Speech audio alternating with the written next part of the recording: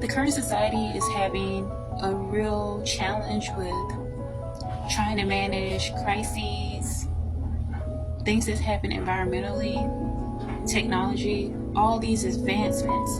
And the reason why there's a huge disconnect is because there is a disconnect to the spiritual realm. There's a disconnect with God.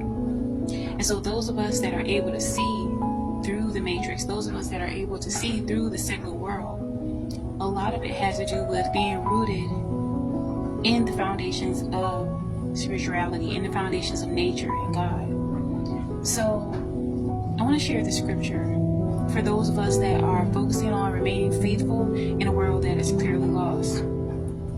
Isaiah 5:20. Woe to those who call evil good and good evil, who put darkness for light and light for darkness, who put bitter for sweet and sweet for bitter. This is an exact opposite of our biblical standings, the basic instructions before leaving earth. We're given this template in order to help us to navigate through all the confusion that has clearly become mainstream. And the more and more people push away God, the more and more people try to separate themselves from morality, from integrity, the further you see people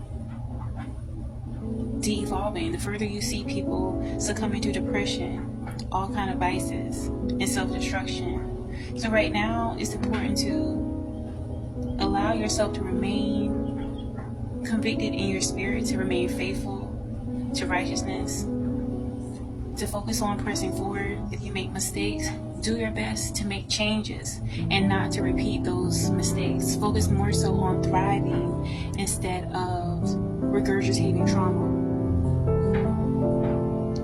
Literally, regurgitating that trauma, no matter what type of situations you've experienced, is similar to expecting to go somewhere and you're literally in a rocking chair. You're making movement, but you're not going anywhere. So, in order to move forward, we as a people, as a collective, need each other. Be not separated from the truth of that. And know that by pressing forward and not allowing yourself to operate through the lens that society wants you to be, on constantly focusing on what has gone, you allow yourself to free yourself.